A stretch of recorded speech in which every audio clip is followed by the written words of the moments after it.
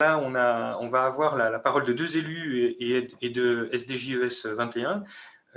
Deux élus, donc une commune périurbaine en la personne d'Odile Goiset et la ville de Dijon en la personne de Franck Leoneuf, et puis Victor Lagarde ensuite. Alors là, je vais demander à Odile Goiset de bien vouloir voilà, dire un mot sur une situation d'une commune périurbaine de la ville de Dijon. Eh bien, écoutez, oui, merci Vincent, merci Élise pour tous les éléments que tu nous as donnés qui sont vraiment intéressants. On avait essayé de faire une étude sur AI avec les collègues d'EPEP sur la question pour savoir comment les parents avaient vécu cette crise et ça reflétait, bon, enfin c'était proche par rapport à ce que tu nous as donné aujourd'hui. Alors bon, moi je suis Odile Goiset, je suis donc première adjointe au maire d'AUI. Et je suis chargée de l'enfance, la jeunesse et la famille, notamment, entre autres. Voilà, donc c'est ce qui m'amène à intervenir aujourd'hui auprès de vous. Et je suis aussi présidente de la Fédé des centres sociaux de Côte d'Or. Alors bon, je peux pas parler uniquement des vacances. Je vais dire pourquoi, parce que pour moi, l'accès aux loisirs collectifs de qualité pour tous les enfants est un droit fondamental et doit se retrouver sur tous les temps libres où les parents nous confient leurs enfants. Alors, c'est en tout cas comme ça que nous, sur IUI, on a essayé de penser les choses en tentant de contribuer au bien-être, à l'épanouissement des enfants, bien sûr, mais en gardant toujours en mémoire que l'on contribue à la formation des citoyens autonomes et responsables pour demain. C'est la réforme des rythmes scolaires qui a été l'opportunité pour nous, pour les élus d'AUI, de penser en partenariat avec les différents acteurs à ce qu'on souhaitait pour les familles, les enfants et les jeunes sur notre commune, d'écrire un PEDT et de réorganiser et de professionnaliser le service existant. Alors c'est ainsi que le partenariat s'est mis en place avec les PEP 21 à l'époque, par l'intermédiaire d'une convention d'objectifs et de moyens, et d'année en année, très progressivement, dans un souci, bon, progressivement je dis parce que bon, fallait pas brusquer les choses par rapport à ce qui était déjà installé. Dans un souci de cohérence et de lien avec les enfants et les familles, les PEP ont repris l'ensemble des services, depuis le périscolaire et les nappes, et puis ensuite le restaurant scolaire, et puis l'extrascolaire, et puis également les animateurs qui s'impliquent dans les manifestations scolaires et communales en relayant ou en participant à l'animation auprès des enfants. Donc je vous présente tout ça parce que l'importance sur une commune comme la nôtre, c'est vraiment cette globalité. Alors cette mise en place a bien sûr permis de répondre aux besoins de garde des parents qui doivent concilier leur vie familiale et professionnelle. Mais ça, on y répondait déjà avant. Pas de la même façon, mais quand même, on y répondait. Mais surtout, ça a permis surtout de favoriser la mise en place d'un projet pédagogique qui reprenait les objectifs déterminés par les élus. Et c'est en ça que l'apport des professionnels d'éducation et de l'animation sont nécessaires à une collectivité comme la nôtre. Alors ainsi, dans un souhait de coéducation avec les parents, bien sûr, et de cohérence éducative, on a souhaité que chaque temps, et notamment les temps de vacances, permettent un certain nombre de choses et d'objectifs, le respect des rythmes et des besoins de l'enfant en adaptant les journées, la découverte d'activités pour tous dans une ambiance récréative, ludique et sécurisante, et le développement de la citoyenneté par l'implication dans des projets collectifs, par exemple sur l'écologie ou sur l'humanitaire, et du vivre ensemble par la découverte de soi et des autres. Alors c'est à mon sens tout cela que ces temps de loisirs sont des temps apprenants. Élise, tu nous as parlé des colos apprenantes. Moi j'ai envie de dire que tous ces temps de loisirs, globalement, sont des temps apprenants, apprenant des différences, des potentialités et des richesses de chacun, du respect de l'autre et du vivre ensemble par la découverte de soi et des autres. Voilà, donc ça permet de découvrir les potentialités, les richesses de chacun, ce respect de l'autre et de là où on est, ce qu'on peut faire tous ensemble. Ça me paraît vraiment ce qui ressort comme un point important de ces loisirs collectifs et donc de ce qu'ils peuvent amener aux enfants. Et en tout cas, c'est ce que nous, on essaye de développer, qu'on a souhaité développer avec l'IPEP sur notre commune. Bon, on utilise des questionnaires et des bilans pour du coup faire le point avec les familles. Et puis, d'après les retours qu'on a, cette approche est assez appréciée. En tout cas, je remercie les PEP de nous accompagner dans ce sens et dans cette approche. Merci beaucoup, Odile. Et puis c'est vrai qu'on peut le voir aussi au nombre de personnes autour de la table lors des comités de pilotage. Autour de Oui. la table, on va jusqu'à 20-25 personnes qui représentent tous les partenaires éducatifs de la commune et même plus largement des fois. Mm.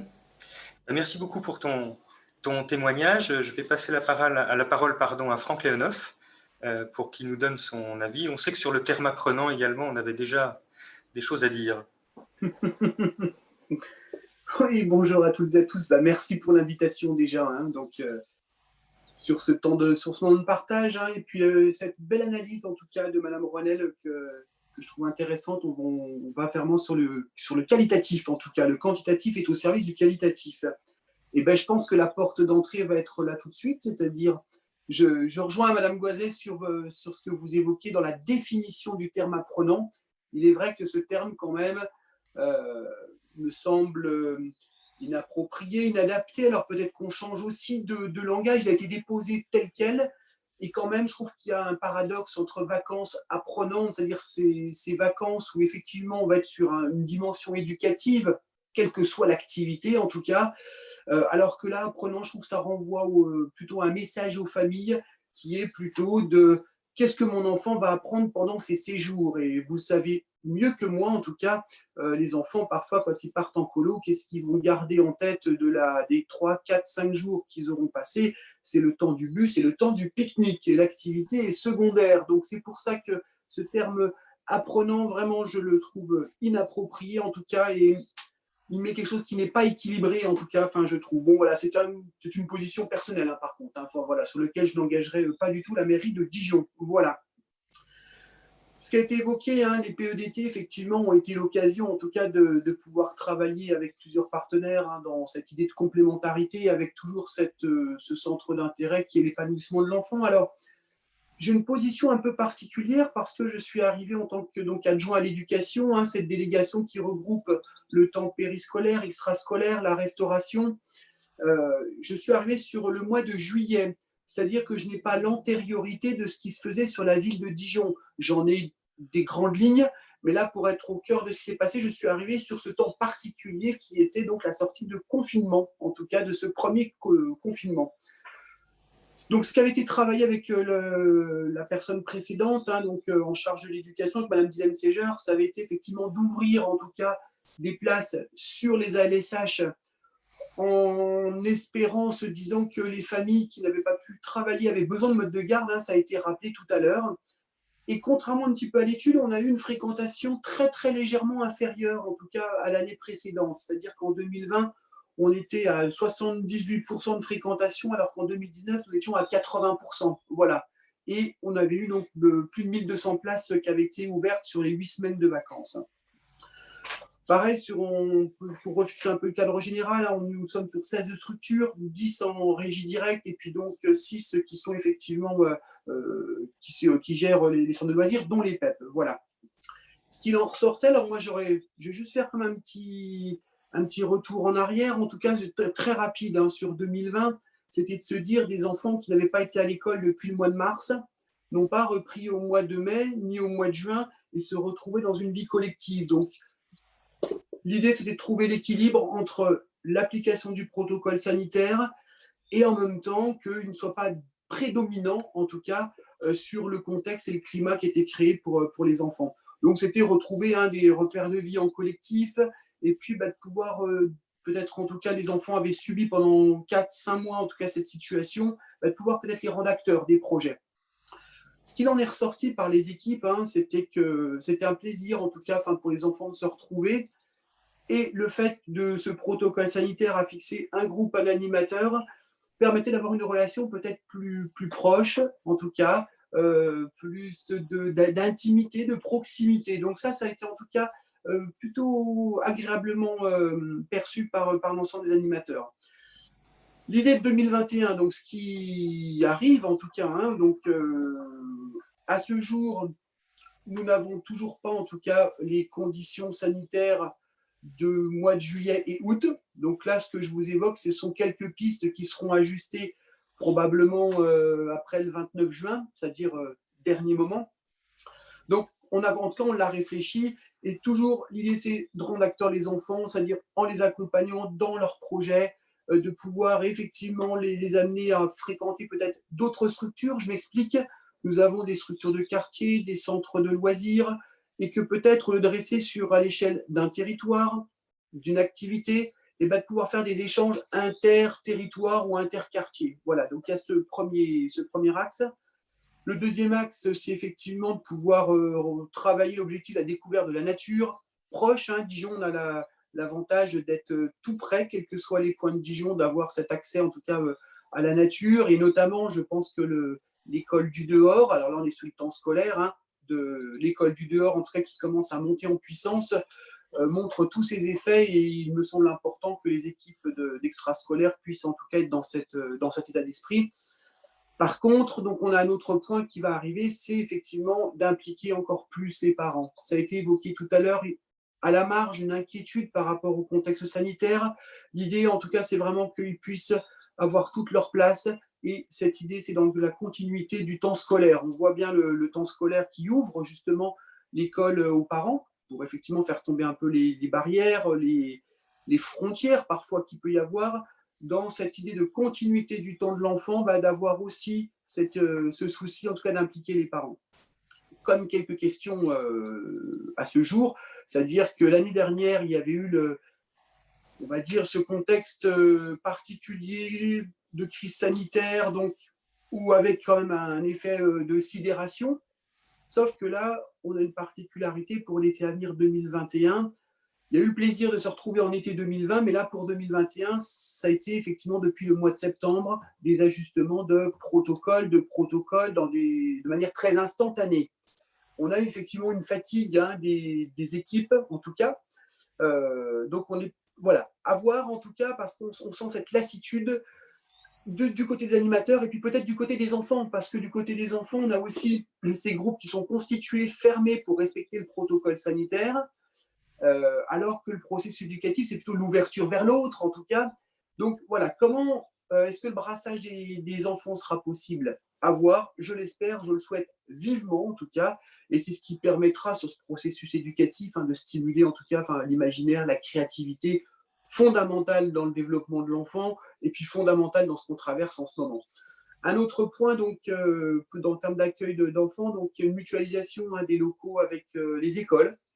Donc, ce qui va nous permettre, malgré tout, avec peut-être des petits groupes ou des groupes plus importants, mais d'avoir plus d'espace, plus de liberté, plutôt que de rester effectivement sur leur structure. Et ça, je trouve qu'on va avoir ça va être intéressant. Ça a été développé sur Dijon par le centre Balzac, justement, l'été passé, avec l'école Drapeau, enfin l'utilisation des locaux de l'école Drapeau, qui avait permis vraiment, en tout cas, un climat apaisé, tant du côté des équipes que des enfants.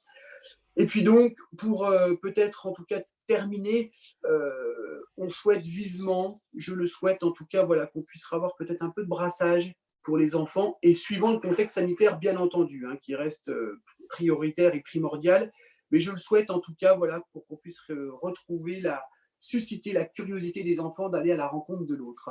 Voilà, merci.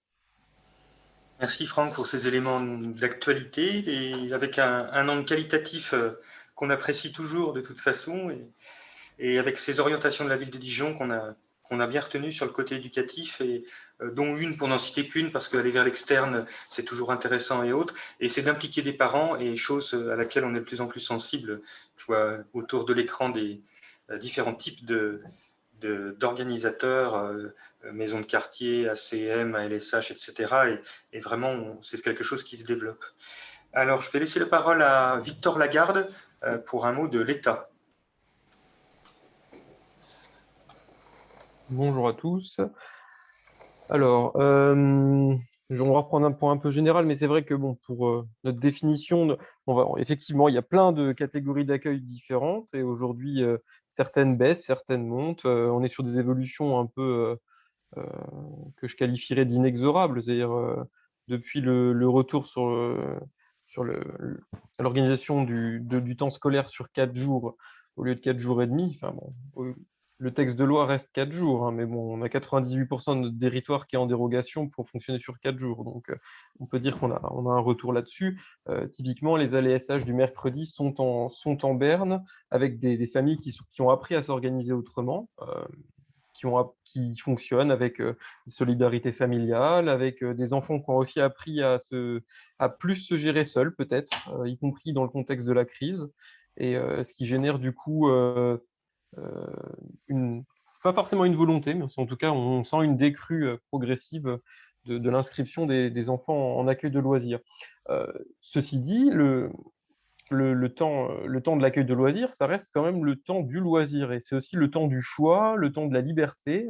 On n'est plus au temps du ministère du temps libre, mais on reste dans une dynamique sur cette logique de loisir. Et il faut quand même poser la question sur toujours cet équilibre entre l'accueil de loisirs qui est entre le mode de garde et la volonté propre des mineurs de vouloir y aller. Donc, autant la question se pose moins pour des accueils ados, espaces ados, accueil jeunes, où de nombreux fonctionnements permettent aux jeunes d'aller et venir à leur gré, ce qui génère parfois une adhésion plus facile pour un public qui pourtant est parfois difficile à amener dans des structures.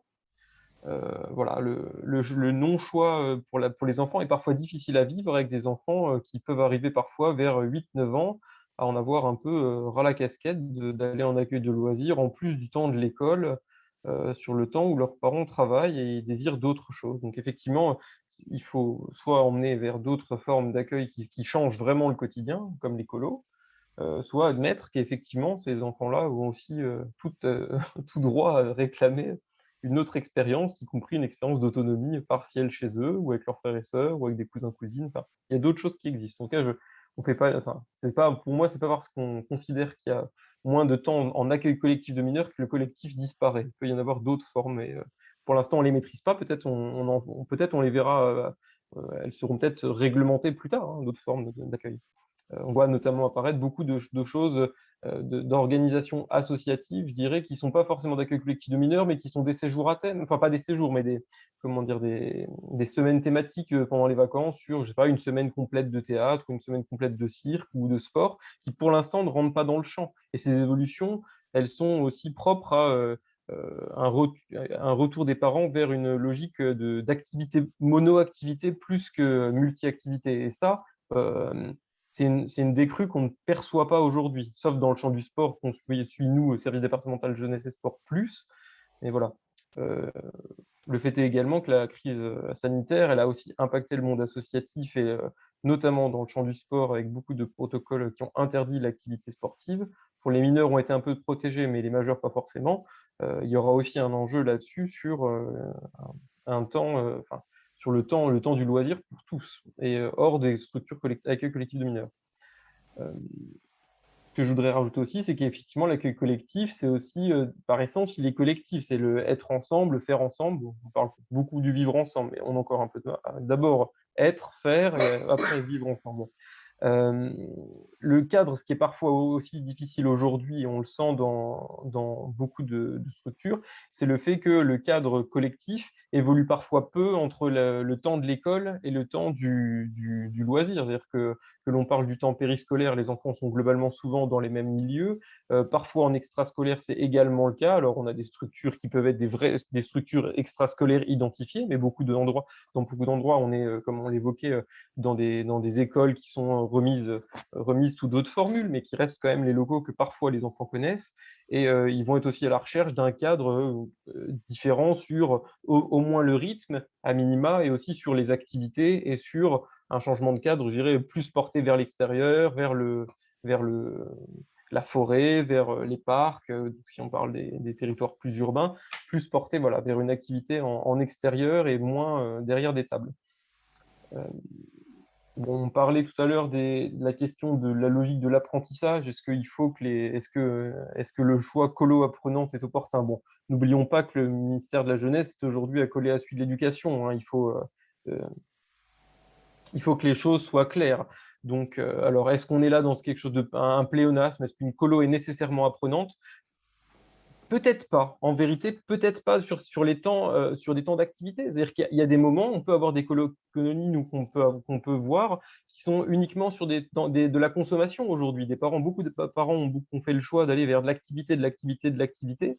Et où du coup, alors effectivement, on l'évoquait, le temps du bus et le temps du repas vont être éducatifs. Est-ce que le temps dans toutes les pratiques sportives de consommation sont apprenants? Peut-être pas. Donc, c'est peut-être un rappel, une affirmation. Il faut rappeler qu'il y a une recherche d'apprentissage, pas de l'apprentissage pédagogique, mais en tout cas sur le rythme de vie, sur le fonctionnement, sur euh, tout ce temps libre. Bon, en tout cas, voilà.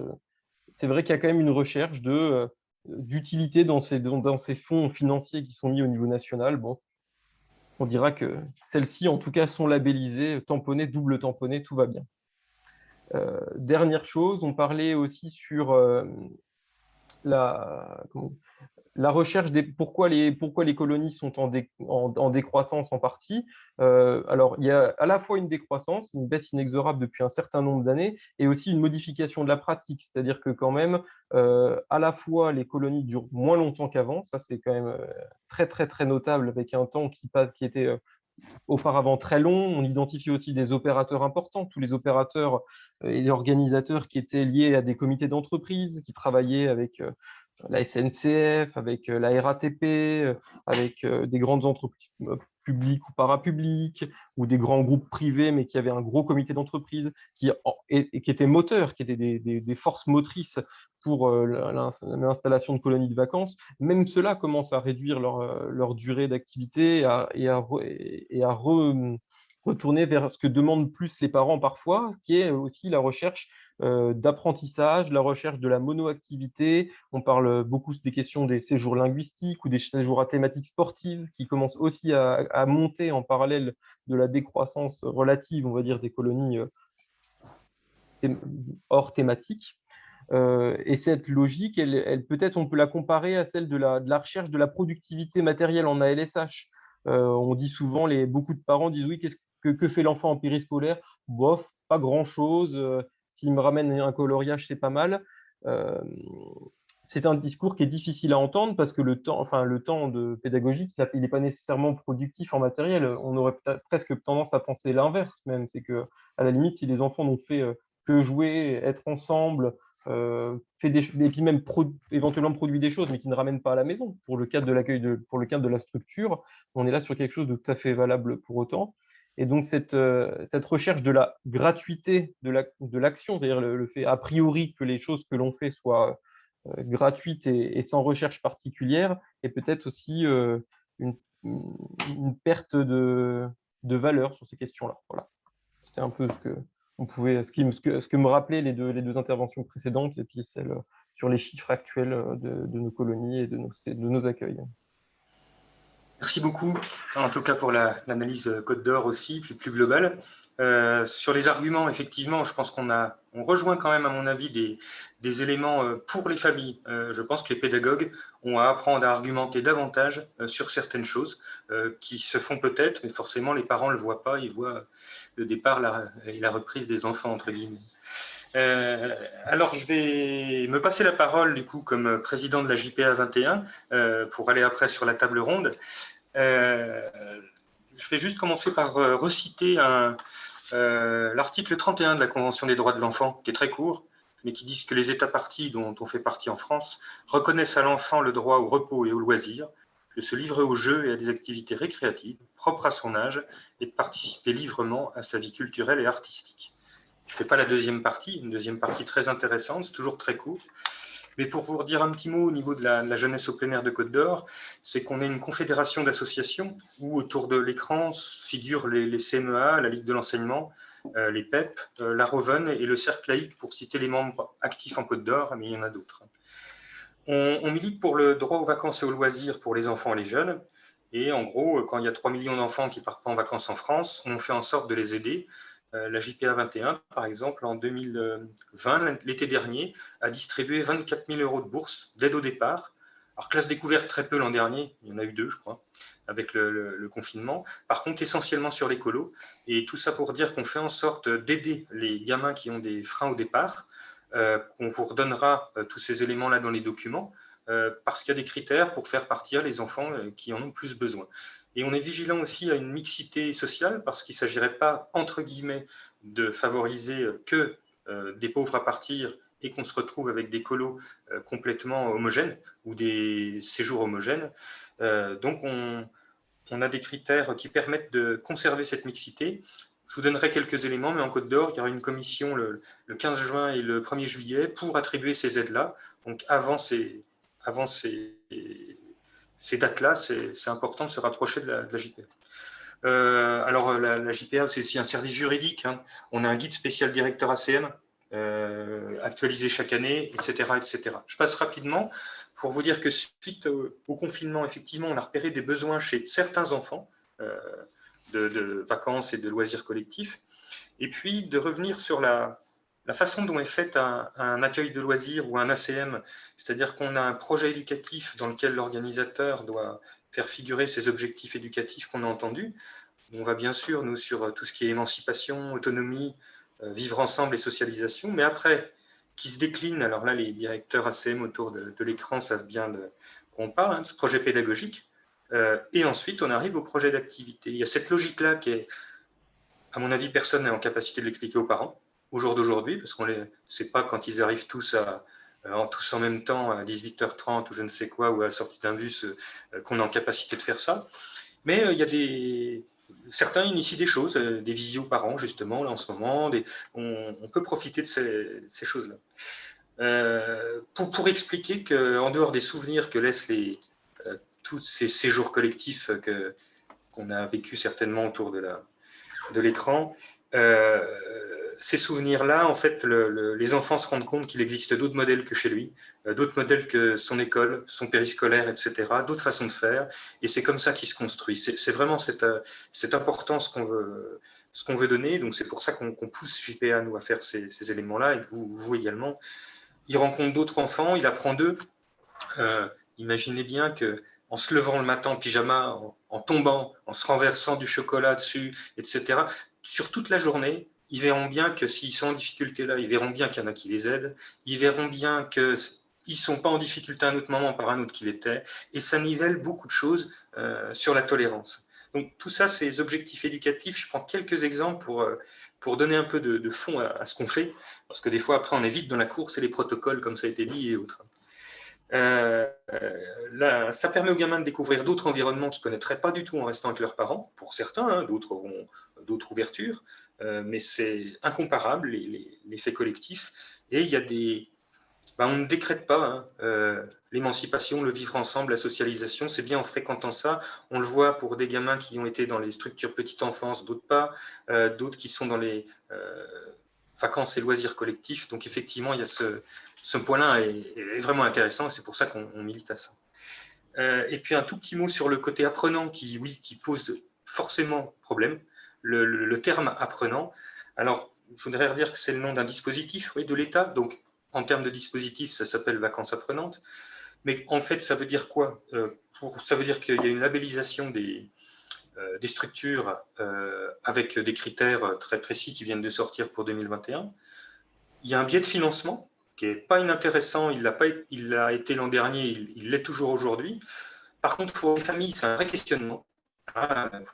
Pour les professionnels, on voit ce que c'est. Pour les familles, c'est un peu plus complexe.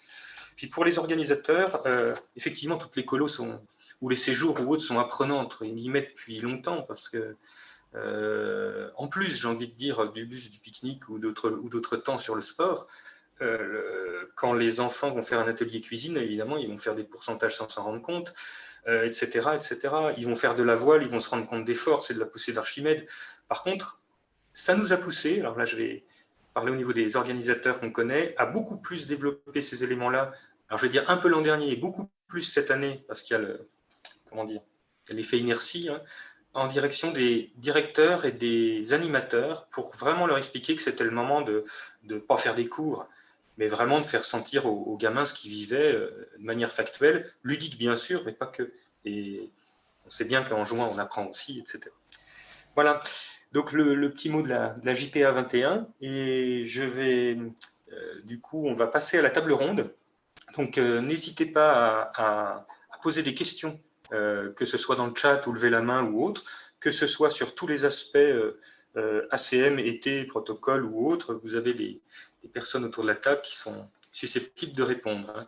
Et je vais repasser la parole du coup à Élise Roanel pour animer ce temps-là, et je me replace dans les intervenants.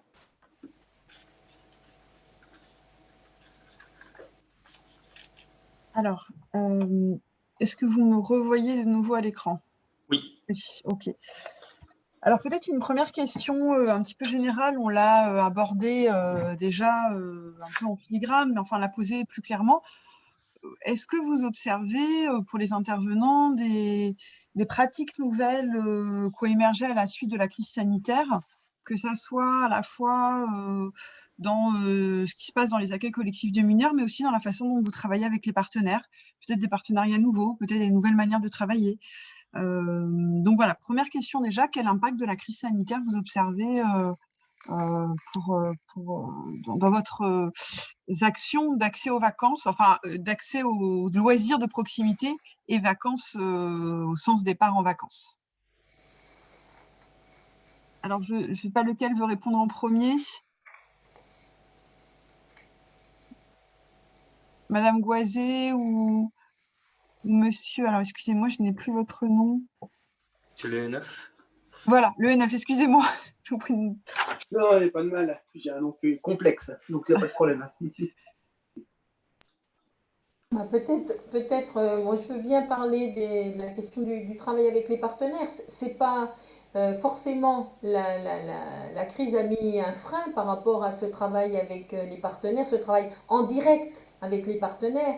Bon, nous sur une commune comme la nôtre, plus petite, le travail en direct avec les animateurs n'a pas beaucoup changé, mais c'est vrai qu'autrement, c'est bon, on le voit aujourd'hui, hein, le fait de travailler en visio, c'est quand même pas la même chose. On ne peut pas échanger de la même façon que quand on est en direct sur une réunion. Mais bon, moi je trouve qu'on a su quand même s'adapter et que ça nous a permis de continuer. En tout cas, nous sur AI, ben, bon, ça a supprimé, on faisait des comités de pilotage qu'on n'a pas pu faire aussi régulièrement. Donc de fait, ce que disait Vincent tout à l'heure par rapport à ce partenariat qui est extrêmement fort et riche sur notre commune, ça a quand même, moi je pense que ça a quand même mis un frein. Et on faisait aussi des actions avec les parents par rapport pour faire du lien entre ce que faisaient les enfants et des actions directes auprès des parents. Ça n'a pas pu avoir lieu. Donc ça, on peut regretter ce lien direct que nous, on pouvait avoir et qu'on pouvait avoir avec les parents en dehors du lien qu'ils peuvent avoir tous les jours avec les animateurs sur ce qui s'est passé pendant l'accueil de l'enfant, mais sur des choses plus générales. C'est ce que je pourrais dire. Oui, en complément, en tout cas, moi, j'ai pas tout ce retour, hein, j'ai dit tout à l'heure. C'est évident que la question de la parentalité, le travail avec les familles, effectivement, c'est distancié. Moi, je vais même un peu plus loin. Alors, c'est une hypothèse que j'ai. Je viens du travail social, hein, donc j'en suis pas éloigné de cette dimension-là.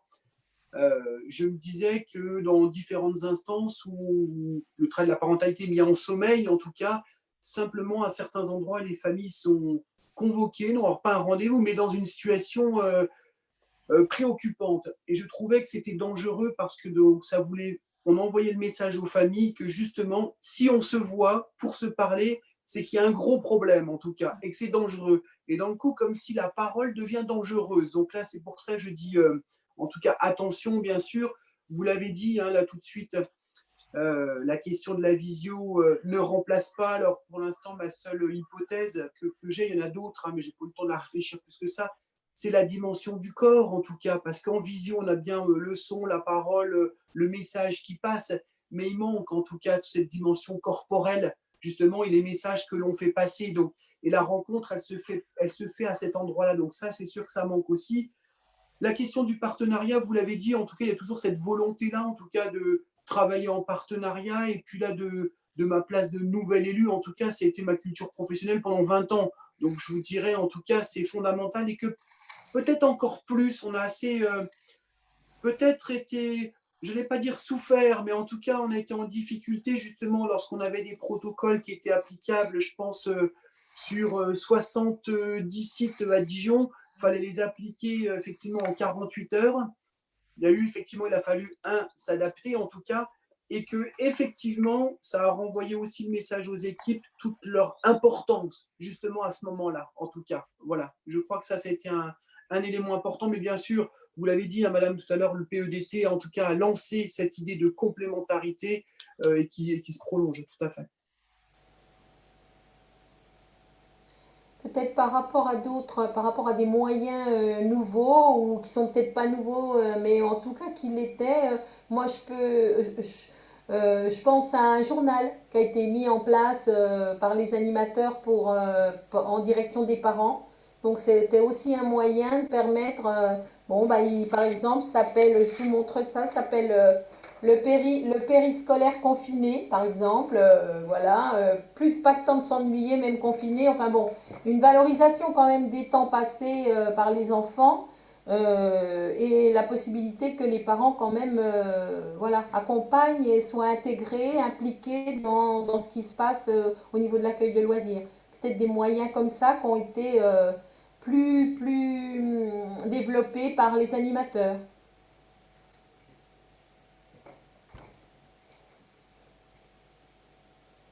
Monsieur Lagarde, est-ce que vous souhaitez On a vu aussi, un peu dans la même logique que le journal, c'est assez intéressant parce que du coup, effectivement, beaucoup de gens sont de plus en plus connectés à toutes ces visios. C'est pas forcément bon, mais ça apporte d'autres choses.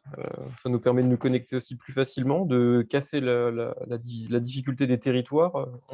Enfin, force est de constater qu'il y aura un avant et un après, et cet après, il est pas, enfin, ça nous réapprend qu'il faut nous revoir, ça c'est quand même important, et ça nous réapprend aussi que, en fait, sur un temps court, c'est possible aussi d'être dans une logique de visio qu'on ne faisait pas du tout auparavant. On n'avait pas les outils, on n'était pas à l'aise, voilà, on s'est un peu fait violence et finalement on va y arriver.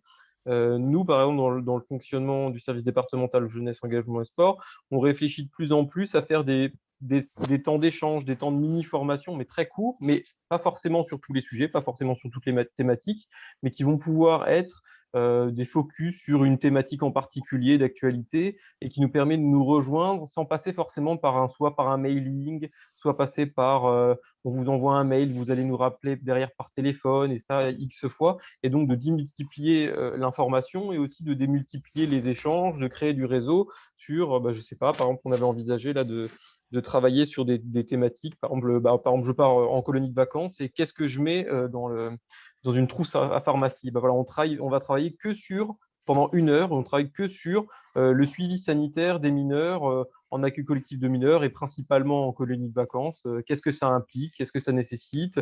Une petite piqûre de rappel comme ça. Et ce genre de choses, on peut les mettre en ligne, effectivement. Et du coup, ça reste disponible par la suite et peuvent s'y remettre dessus des gens qui ont assisté ou pas. Et peut-être que cet apport du numérique, il peut aussi voilà, nous donner une capacité d'échange et de dépasser une difficulté réelle pour nous, service départemental. C'est que aller voir des gens dans un territoire métropolitain, c'est très facile, aller visiter, rencontrer tout ça.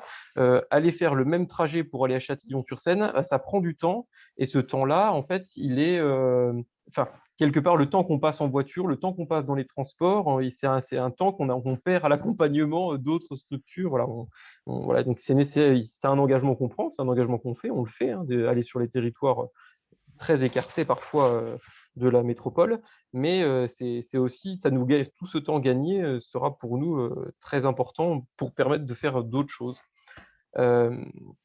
Deuxième chose, oui, les ALSH, alors beaucoup, on a parlé de l'inventivité. Bon, l'inventivité, moi je la relativiserai. L'inventivité, elle a marché à la suite du premier confinement parce qu'on avait envie et tout ça.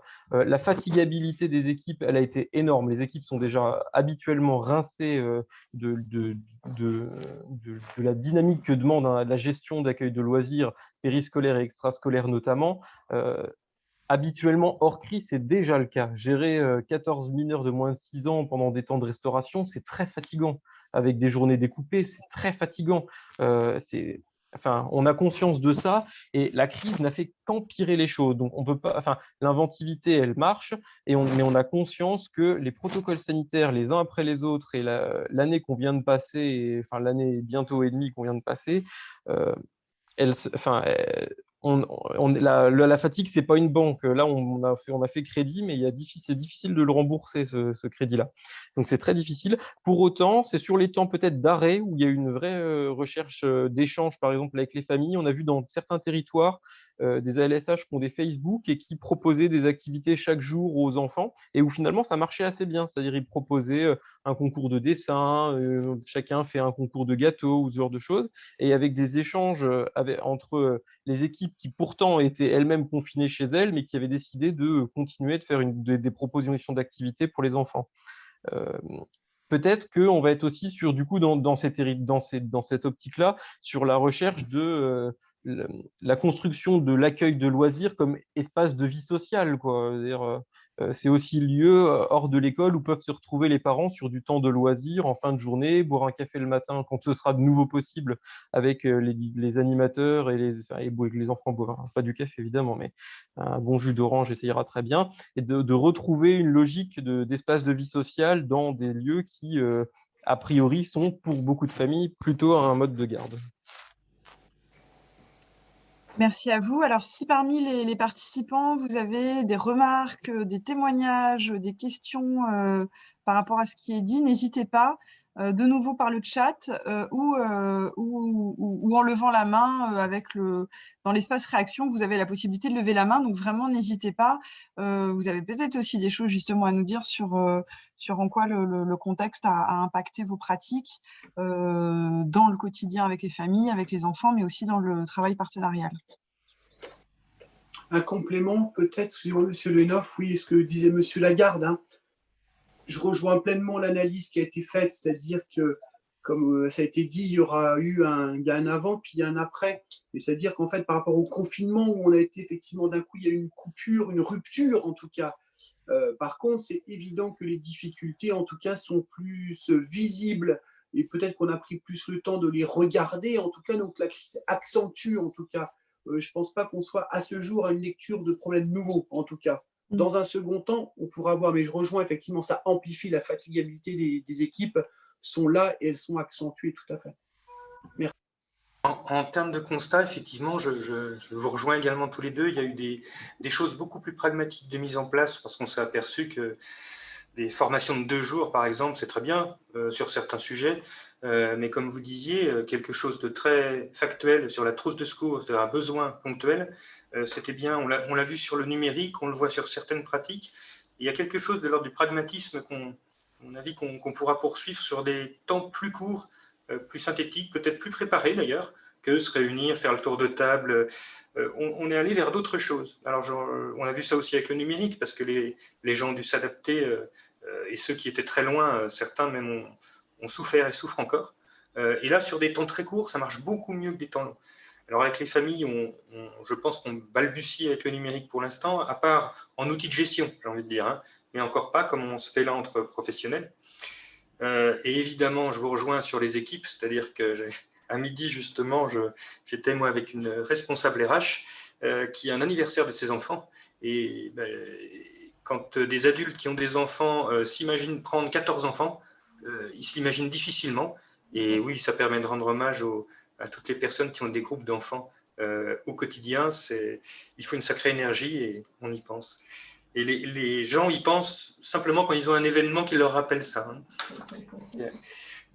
Non, et sur les enfants, c'est vrai que les personnels se sont adaptés aussi à la prise en charge, alors masquer, pas masquer, distanciation. Bon, les gamins savent se laver les mains maintenant, mais ils sont adaptés aussi à certaines pratiques à distance ou autres et qui étaient impossibles dans certains cas pour des enfants en situation de handicap, pour des enfants des 6 ans ou des enfants qui supportaient difficilement le masque. On sait très bien que ils ont fait au mieux de ce côté-là, mais ça changera certainement des choses par la suite.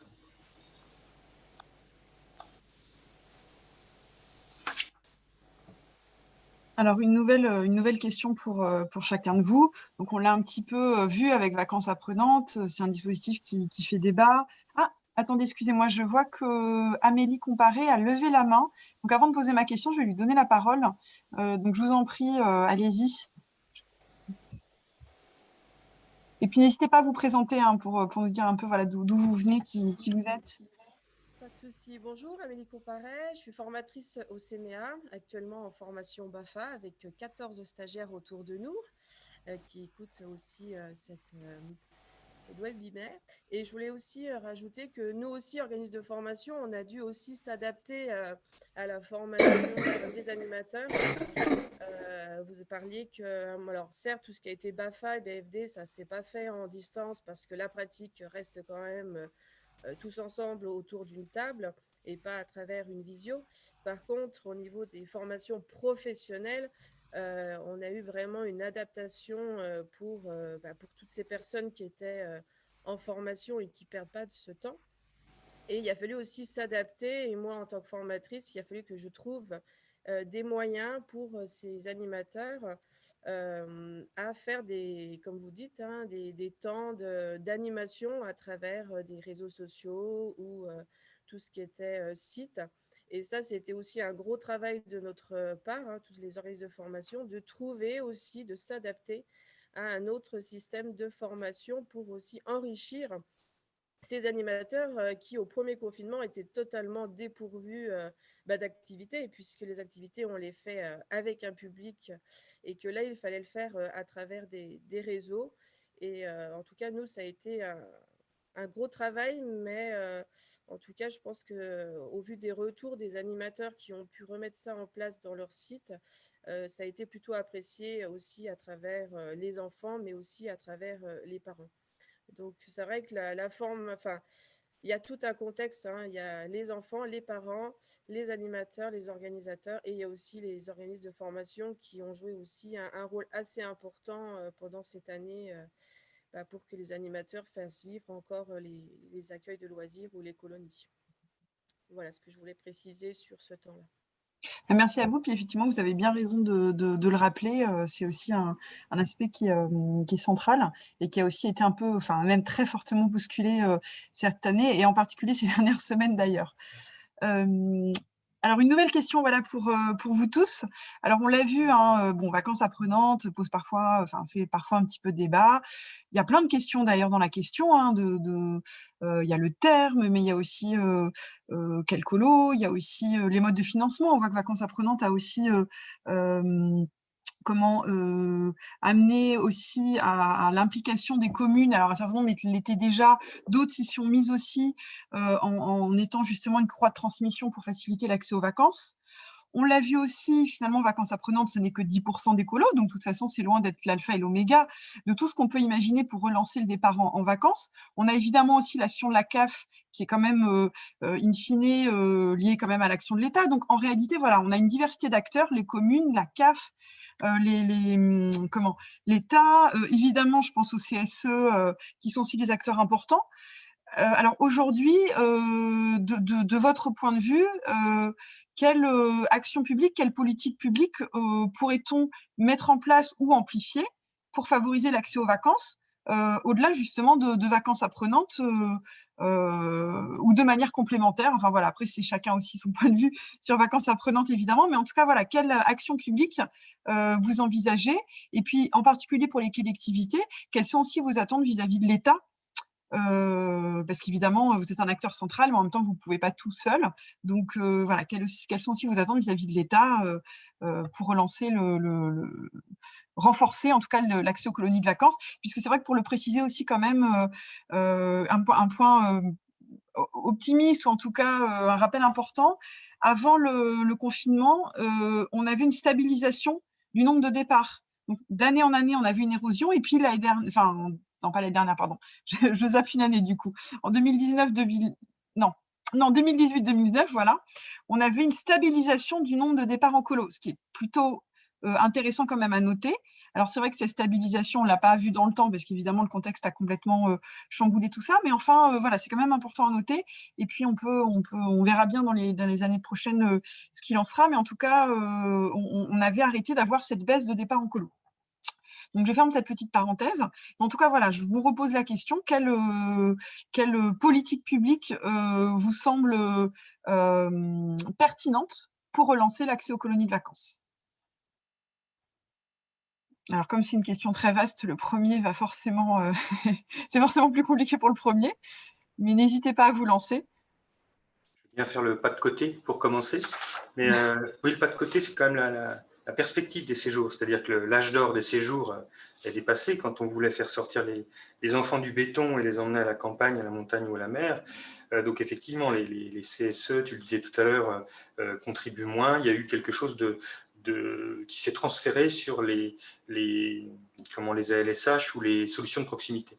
Raison de coût, raison de… Alors, réglementation aussi beaucoup, parce que la réglementation, notamment avec ce qu'on appelle les lois Ségolène, de Ségolène Royal, la ministre qui avait fait ces transitions-là sur les classes découvertes ou les colos, 98 je crois, on fait que la réglementation a imposé, et c'était très bien, des conditions beaucoup moins, avant, il y avait le bénévolat dans les colos, il y avait l'engagement, et on passe vers le professionnalisme. Il y a encore de l'engagement, et heureusement, pour permettre aux jeunes de venir, mais on le voit bien au niveau du droit du travail qui est exigeant. Quand on part tant de jours, il y a un régime d'équivalence de la convention collective, etc. Ça, c'est très… Maintenant, c'est professionnel. Il y a des endroits où c'est complètement professionnel en termes de personnel, d'autres où il y a encore des occasionnels, et la JPA défend ce côté-là. Mais pour revenir aux besoins des enfants, effectivement, l'après-confinement fait qu'on devra certainement trouver des solutions, alors que la JPA pousse avec quand on peut rencontrer des élus, bon là il se trouve qu'on a des élus convaincus déjà, mais quand on rencontre des collectivités ou même qu'on travaille avec l'État régulièrement pour indiquer des chiffres justement, indiquer qu'on peut inscrire, on en a discuté il n'y a pas longtemps avec Franck Léonov justement, pour inscrire dans le projet éducatif global cette réflexion-là. Alors encore une fois, après c'est partenarial, ça appartient à la ville et autres, mais nous on peut justement pousser et faire en sorte d'amener ces constats et de faire en sorte que les gens s'en aillent. Je pense à deux exemples plus concrets qui n'ont rien à voir avec les vacances, mais quand on ouvre des bibliothèques, qu'on les rend gratuites, les gens n'y vont pas pour autant. Il faut leur donner cette culture-là, les emmener. Et on a cette dynamique-là avec un centre numérique où c'est pas parce qu'on rend les accompagnements et le matériel gratuit et libre que les gens viennent. Les personnes qui n'ont pas ça, pas la culture et autres, il faut leur montrer, il faut les emmener au début, puis après ils feront ça. Donc, à part pousser les politiques publiques, les inscrire, donc c'est quelque chose de long terme. Et je pense qu'après le confinement, là, on peut nous pousser à réinscrire ce genre de choses, dont les séjours, les mini-séjours, les temps collectifs, dans les projets des politiques publiques, que ce soit au niveau des communes ou des communautés de communes, dont c'est la compétence. Mais, Odile le rappelait en premier, on peut aller également… inciter la CAF, parce qu'elle a une politique familiale intéressante à ce niveau-là. L'État lance des appels à projets, mais pas que, etc. C'est plutôt une phase pour moi, sensibilisation, et puis on est à un autre moment où c'est à nous de construire ça.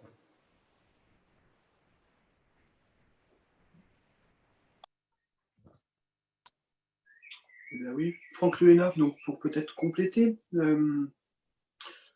ce qui a été dit, c'est-à-dire c'est le travail avec les familles, en tout cas, qui, à mon sens, est fondamental dans une politique, en tout cas, publique, locale, en tout cas, c'est ce travail-là qui serait incontournable. À ce travail, vous l'avez dit, avec les associations, les structures de quartier, les équipes aussi enseignantes, hein, je crois que c'est aussi, en tout cas, tout cet univers, cet environnement éducatif, ce travail, parce que soit il n'y a pas la culture, effectivement, alors des colos, en tout cas, des séjours collectifs, pardonnez-moi, il y a des logiques aussi parfois de territoire, c'est-à-dire sur un même territoire, traverser une rue, c'est plus la même ville pour certaines familles, très clairement. Donc, alors si en plus on leur propose de partir à 40 km, c'est le bout du monde, puis alors là, c'est faire partir dans l'espace si effectivement on part à 200 km. Voilà. Donc, je crois qu'il y a vraiment ce travail de lien, d'explication qui se fait en amont, en tout cas. Là, je parlerai côté ville de Dijon, et puis ça a été commencé à être évoqué effectivement avec M. Bonner aussi il y a pas très longtemps, justement. Je crois que d'ailleurs, c'est une de mes premières questions. Comment vous travaillez le départ avec les familles? Enfin, voilà, j'en suis convaincu de cet aspect-là. Après, du côté de l'État, je ne vais pas me contredire par rapport à la définition apprenante, en tout cas, voilà, qui est une question sémantique, mais je pense qu'il y a peut-être un point de départ. C'est-à-dire qu'on parle des séjours collectifs. C'est-à-dire qu'on a eu quand même pendant plusieurs années, certes, j'ai envie de vous dire entre nous, entre convaincus, certes, mais au moins le fait d'avoir amené le terme vacances apprenantes, ça a permis en tout cas de remettre en tout cas en tête aux familles que les séjours collectifs sont possibles et ils existent. Voilà. Et alors peut-être c'est la question, effectivement, c'est évoqué de la prise en charge financière. Et puis moi, je garde comme un lien, enfin quelque chose d'important, c'est-à-dire de conserver en tout cas ces temps sur les accueils de loisirs sans hébergement, parce qu'effectivement, c'est un tremplin vers les séjours collectifs. Et ça, je crois que c'est incontournable en tout cas. Donc, sur ce point-là, voilà, je pensais vraiment. Alors, l'aspect financier de mairie, c'est toujours simple, plus de moyens, c'est vrai. On est bien d'accord. Il y a peut-être à faire autrement, mais je crois que le point de départ, en tout cas, il y a vraiment cette question de communication. Et bon, voilà, vacances apprenantes, ça au moins, en tout cas, ça permet ça, de dire que ça existe toujours, en tout cas, les séjours collectifs. Et puis peut-être que l'idée aussi de pouvoir, sur quelques spots, en tout cas, sur de l'information grand public, en tout cas, je crois que ça serait déjà important. Enfin voilà, on ne va pas revenir à ce qui s'est passé dans les années 36, hein, ce n'est pas l'idée, mais s'en inspirer à l'heure de 2021, ça serait pas mal. Voilà. Merci à vous. Alors, je vois que M. Lagarde a coupé son micro, vous voulez peut-être intervenir, et puis après, on donnera la parole à Mme Goiset. Et puis, encore une fois, si des participants ont envie d'intervenir, n'hésitez pas, la parole est aussi à vous. Alors, effectivement, c'est difficile, hein, la place de l'État en réalité dans cette dynamique d'incitation à la colo, parce qu'on en parlait, voilà. Bon, on peut mettre de l'argent sur la table, dire il faut faire partir les enfants en vacances.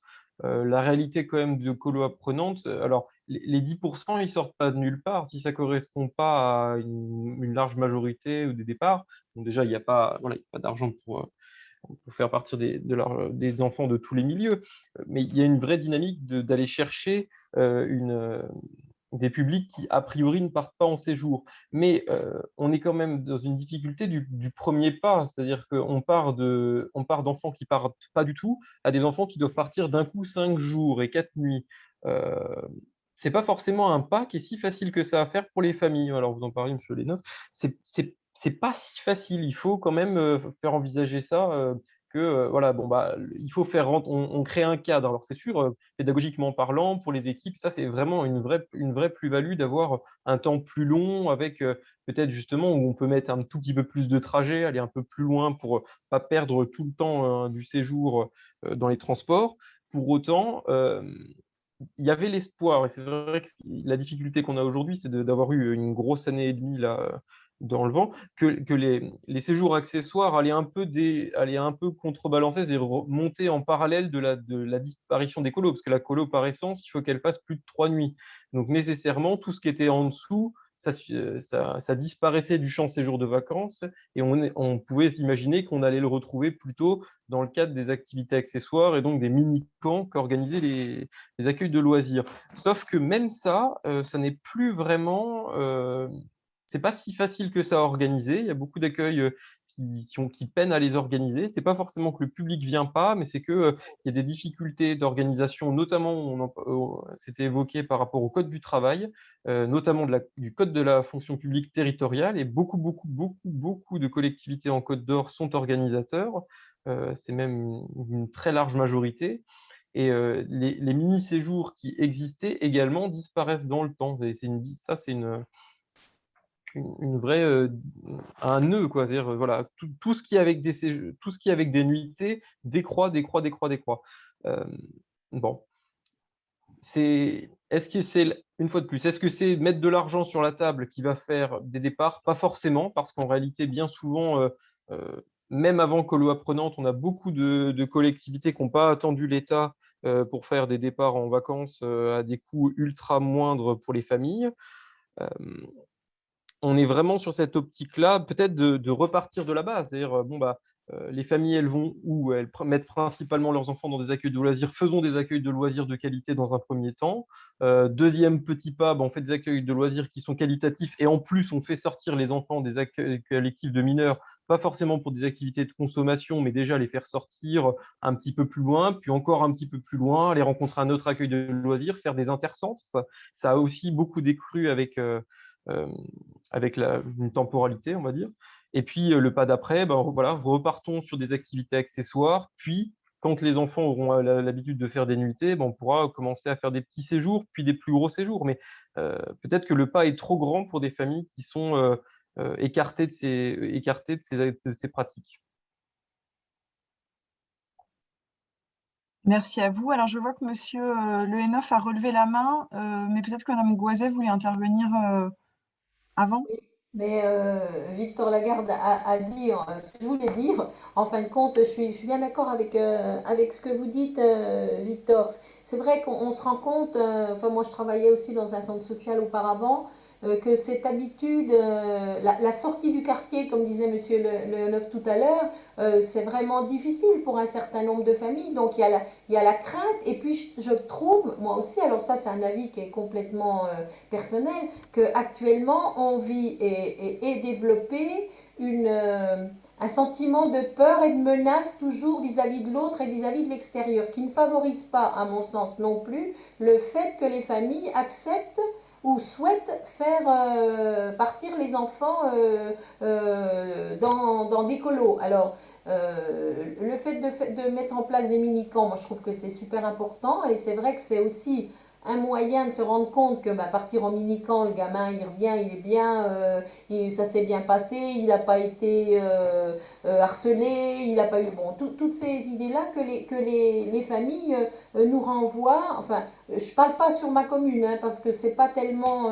Voilà, je n'ai jamais parlé des colos avec les parents de ma commune, mais sur les familles qui ont vraiment beaucoup de résistance par rapport au départ. Je pense qu'il y a tous ces éléments-là qui viennent. Alors, peut-être que dans ce que vous nous avez dit tout à l'heure dans l'analyse, le besoin de répit que vous avez soulevé tout à l'heure, peut-être que ça va peut-être favoriser aussi des familles qui vont se rediriger. Si on arrive à bien communiquer, à rassurer et à faire des campagnes un peu de, voilà, oui, de rassurer les gens par rapport à ce qui peut se passer dans les colonies de vacances, peut-être que c'est quelque chose qui va être le point positif de cette période, peut-être, au niveau des colos en tout cas.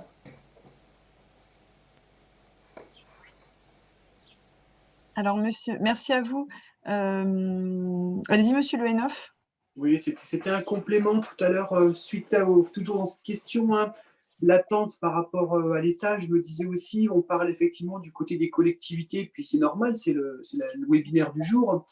Et puis aussi, en tout cas sur Dijon, moi je m'aperçois que les séjours collectifs sur le temps scolaire se comptent sur les doigts de la main, c'est-à-dire sur 477 classes, à ma connaissance. Donc il y en a quelques-unes avec lesquelles ça n'a pas été évoqué, mais j'en ai 4 classes qui sont parties en classe découverte sur 477. Donc si on est encore dans cette logique aussi de complémentarité, de pouvoir effectivement appréhender au bon sens du terme, en tout cas les séjours collectifs pour les familles, je me dis que ça serait aussi intéressant que le ministère de l'Éducation nationale puisse inciter aussi les équipes, en tout cas enseignantes, pour pouvoir effectivement monter ces projets qui sont extrêmement chronophages, qui sont très lourds en tout cas, et avec des règles qui pénalisent en tout cas le collectif, quoi, hein. J'ai en tête notamment si 10% des élèves de la classe ne partent pas, le séjour est annulé. 10%, c'est un élève en fait, quoi. Dès qu'il y en a deux, c'est plus possible. Donc avec les réticences des familles, enfin voilà, je pensais aussi à cette dimension-là aussi. Voilà. Alors, merci à vous. Monsieur Lagarde, je vais vous donner la parole, mais je vois que Amélie Comparé a aussi levé la main, donc je vais lui donner la parole, puis voilà, je vous la passerai après. Allez-y, Madame Comparé. Alors, je voulais revenir sur le fait de rassurer les familles. Je pense que vraiment, on n'a pas actuellement, hein, toutes les familles n'ont pas la culture d'avoir été dans des centres de loisirs étant jeunes ou dans des colonies. Et le fait de cet inconnu, eh bien, les parents ont peur d'envoyer leurs enfants. Donc, je pense qu'il faut vraiment rassurer les familles pour leur montrer comment se passe concrètement une colo et que les personnes qui encadrent leurs enfants sont des personnes qui ont été formées. Je pense qu'il y a aussi quelque chose à redire sur la formation de base, déjà BAFA et de BFD. C'est quand même des formations qui sont assez lourdes dans le temps. Et je pense que le fait de montrer que les animateurs ont des compétences, ont été formés, qu'ils n'arrivent pas comme ça pour dire bah, tiens, je vais m'occuper des enfants pendant un mois, on fera bien des activités et ça suffira. Non, je pense que c'est aussi le fait de rassurer les familles qui feront que les familles inscriront leurs enfants dans des colonies. On ne parle pas pareil dans les centres de loisirs, parce que les centres de loisirs, on connaît toujours des permanents qui sont professionnels et qui sont là régulièrement. Donc, on va faire moins attention aux personnes nouvelles, les petits jeunes qui arrivent, aussi qui seront toujours encadrés par ces professionnels qu'on a vus tout au long de l'année. Moi, je voudrais juste revenir sur ce qu'a pu dire Monsieur Lanoff par rapport au séjour qui se passe dans les scolaires. C'est vrai que créer des séjours, c'est très, très lourd. C'est une grosse machinerie. Et je pense que les enseignants n'ont pas toujours le temps de le faire. Mais je pense qu'ils pourraient aussi s'appuyer sur les personnes qui sont formées pour, tous les directeurs de centres de loisirs ou notamment les organisateurs de séjour pourraient aider les enseignants à créer ce système de sortie qui est plutôt intéressant, mais qui est assez lourd à gérer en termes d'organisation. En tout cas, je pense qu'on pourrait avoir une complémentarité de travail à ce niveau-là avec les enseignants. Merci à vous. Alors, je vais redonner la parole à Monsieur Lagarde, puis je vous propose après qu'on s'arrête, puisqu'on va arriver à 15h30, et puis on aura également quelques mots de conclusion avec Vincent. Alors, allez-y, Monsieur Lagarde. Oui. On parlait tout à l'heure je parlais en l'occurrence de la présence grand-parentale sur le temps du mercredi. Il ne faut pas oublier que ceux qui sont réapparus un peu dans le débat à plusieurs moments, c'est les grands-parents sur les 2 dernières années, c'est-à-dire leur rôle prépondérant, ils n'ont pas vu leurs petits-enfants, ça a été une difficulté, recréer du lien dans les familles, parce que voilà, de ces distanciations-là, ça va sans doute générer aussi des temps chez les grands-parents pour beaucoup de mineurs, c'est-à-dire beaucoup d'enfants, ils iront peut-être moins à l'accueil de loisirs, d'une part parce que les parents sont peut-être un peu méfiants encore aujourd'hui vis-à-vis, non pas des accueils collectifs de mineurs, mais de la vie en collectivité. Il y a encore, voilà, il y a beaucoup de familles qui ont fait le choix cette année de moins mettre leurs enfants à la restauration scolaire, à la fois peut-être pour éviter la fatigue de leurs enfants qui font des grosses journées, mais aussi pour leur éviter peut-être des temps en collectif. Et ce sera également le cas pendant les périodes de vacances, sur des temps où, voilà, là, clairement, il n'y aura plus de problématiques de distance ou ce genre de choses, et où les enfants vont aller beaucoup chez leurs grands-parents ou peut-être dans la famille. Et ça, c'est un truc à prendre en compte. On aura sans doute des publics qui vont voilà, se détacher des structures au profit de structures familiales. Et c'est vrai que ça, c'est des choses qu'on a du mal à quantifier, à mesurer, à imaginer. Pour autant, pour l'avoir vécu en tant que directeur d'accueil collectif mineur, ça veut peut-être dire aussi que dans certains territoires vont venir des enfants qui n'en viennent pas, pour le simple fait qu'ils s'inscrivent à l'accueil de loisirs dont les grands-parents habitent dans la commune. Ça arrive très très fréquemment, notamment dans des communes assez rurales. C'était tout pour ce que j'avais à dire.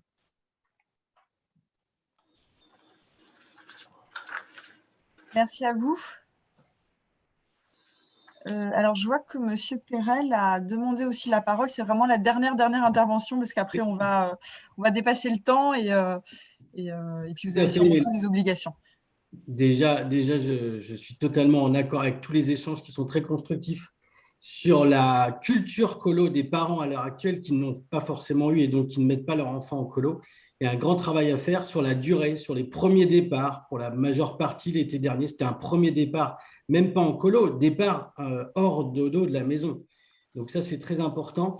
Moi, je voulais revenir sur les financements, mais on pourra l'aborder dans un deuxième temps. Vincent, Victor, je ne sais pas, est-ce qu'on peut garder le webinaire? Est-ce qu'on recrée un Zoom sur les critères de labellisation et les modes administratifs qui diffèrent de département en département? Moi, j'ai beaucoup de questions là-dessus. Donc, je ne sais pas si on l'aborde maintenant ou dans un deuxième temps. Vincent, Victor. Un deuxième temps, je pense, parce que ça ne va pas intéresser peut-être tout le monde. Ça n'intéresse pas tout le monde, c'est pour cela. Ouais. Mais ce qu'on peut proposer, et puis je redonnerai la parole à Élise pour la conclusion, c'est que je ne vais pas conclure du tout comme prévu, vu le temps et vu ce qu'on a à faire, mais sur les éléments d'adaptation des ACM qu'on sent bien, sur les éléments de réassurance des familles et d'implication des familles, écoutez, la JPA note ça, et en Côte d'Or, on proposera certainement des choses à l'État et aux partenaires, comme on le fait régulièrement, pour avancer. Ouvrir aux grands-parents davantage, aux frères, je ne sais pas du tout. Donc, mais au moins qu'il y ait des représentants autour d'une table pour qu'on avance. Victor Lagarde, vous disiez il y a des temps courts sur certains sujets. Ben, écoutez, on va proposer d'en faire en ce sens-là. Sur les classes découvertes, on va être amené JPA aussi parce qu'on aide au départ en classe de découverte. Et autour de la table, il y a l'ICPEP à Reven, par exemple, qui font beaucoup de classes de découverte. Donc, on sera amené à peut-être aider davantage, présenter encore davantage, accompagner les enseignants, ce qui est déjà fait, mais continuer là-dessus. Donc, je voulais simplement indiquer que sur les éléments de réassurance, effectivement, on a noté tous ces éléments d'échange aujourd'hui, de répit, d'encadrement professionnel, etc., qu'on redéveloppera. Et puis, vous indiquer que suite au webinaire, donc on vous communiquera tous les outils par mail là, dans quelques jours, des commissions JPA, notamment l'étude IFOP JPA que Élise a présentée en début et autres. Et puis je vais m'arrêter là, moi, en vous remerciant tous. Bah écoutez, je vais essayer de conclure en quelques mots. Alors, c'est vrai que je voulais vous présenter quelques éléments du plaidoyer JPA, mais finalement, je n'ai pas grand-chose à faire puisque tout ce qui a été dit reprend complètement ce qu'on peut aussi porter. Effectivement, je pense que les constats sont quand même très largement partagés. Quand même, le frein financier, on sait qu'il reste quand même important, que les finances ne font pas tout ça, c'est complètement vrai. Et d'ailleurs, Vacances Apprenantes a aussi été, parce que c'est vrai que c'était à une échelle quand même importante, donc ça nous a donné des éléments d'observation assez révélateurs. On a eu plus de primo-partants, avec une aide quand même financière où les familles ne finançaient quasiment rien, voire rien du tout du séjour. Et en même temps, peut-être un peu plus de désistement à la dernière minute avant de partir. Donc, comme quoi, le frein financier existe, mais il n'est pas le seul, puisqu'on voit bien que même parfois, quand il y a le financement, des familles abandonnent. Donc on en revient toujours à cette question-là. Lever le frein financier, et notamment la JP apporte la mise en place d'un pass colo, pour garantir à chaque enfant l'accès au moins une fois à une colonie de vacances. Et puis sur du plus long terme, l'augmentation notamment des budgets de la CAF pour élargir le nombre de familles qui bénéficient des aides. On sait qu'aujourd'hui, les classes moyennes, par exemple, ont beaucoup de difficultés à accéder aux aides, avec souvent pas assez d'argent pour financer la colo. Donc on voit bien qu'au-delà des catégories populaires auxquelles on pense tout de suite et sur lesquelles il est important de pouvoir continuer à agir, on a aussi cette catégorie sociale-là qui du coup aussi comme impact de freiner la mixité dans les colos, de plus en plus réservé malheureusement aux classes plus aisées, malgré encore des actions qui existent, collectivités, etc., on en a parlé, mais de manière générale, on voit bien quand même que les classes moyennes peinent de plus en plus. Alors là, du frein financier, on l'a dit, il y a aussi apprendre à partir. C'est très juste, on ne part pas d'un coup d'un seul quand on n'est jamais parti. Et de la même façon, la JPA défend l'augmentation du nombre de séjours scolaires, l'accompagnement des enseignants, la multiplication des mini-séjours. On a aussi, par exemple, des groupes JPA qui développent des opérations premier départ sur un premier départ un week-end, par exemple, ce qui est plus facile après pour partir en colo. Et puis, un volet quand même qui nous paraît aussi extrêmement important, c'est tout l'accompagnement et l'information des familles, mais encore une fois, ça a été dit. Notamment, on plaide pour la mise en place dans les territoires de points d'information. Alors, pas évidemment sortis nulle part, ils peuvent être dans le centre de loisirs, ils peuvent être dans l'école, ils peuvent être au sein de la mairie, pour vraiment informer les parents et puis parfois les accompagner aussi parce que l'information n'est pas toujours suffisante. Parfois, la famille ne va pas pouvoir partir parce qu'il manque un trousseau, parce que la famille n'a pas le sac, etc. Enfin voilà, finalement, un accompagnement un petit peu plus global sur tous les aspects du départ en colo, que ce soit en termes de réassurance, mais aussi en termes de transport, de matériel, etc. Donc voilà quelques-unes des pistes qu'on défend depuis déjà quelques temps. Et puis évidemment, une importance pour le travail partenarial entre tous les acteurs et notamment à travers les fameux PEDT ou autre nom, parce que dans certaines communes, ils n'ont pas ce nom-là. Malheureusement, toutes les communes n'en ont pas. Un certain nombre de communes en ont, mais que sur le temps périscolaire. Parce que ça a été généré par la réforme des rythmes, mais c'était un mouvement très important à ce moment-là. Mais disons que pour le dire autrement, il ne faudrait pas qu'on s'arrête au milieu du gué. Et donc, ça nous paraît aussi important que le temps extrascolaire, donc le temps des vacances, soit aussi intégré au PEDT. Et donc, sur tous ces volets-là, on a encore pas mal de choses à faire. Voilà, résumé en quelques lignes très, très vite, mais comme beaucoup de choses ont été dites, je voulais pas redire voilà, tous les arguments que vous avez développés. Et puis, vous retrouverez tout ça dans les documents que je vais vous envoyer, puisque dans notre étude IFOP, évidemment, on complète aussi avec nos propositions de plaidoyer, l'idée n'étant pas que de faire du constat, mais de s'en servir pour faire avancer le sujet.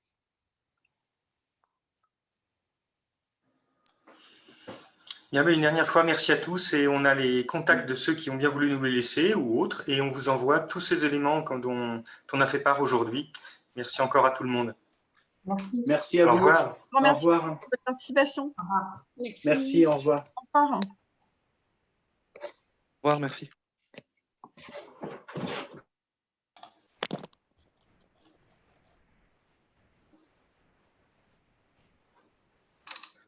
Victor, vous posiez une question sur les fédés caritatifs. Oui, Secours Pop beaucoup. Après, d'autres, c'est plus par touche, mais c'est peut-être qui reste. Non, il y a pas. Il y a d'autres personnes qui pourraient mieux en parler que moi. Oui.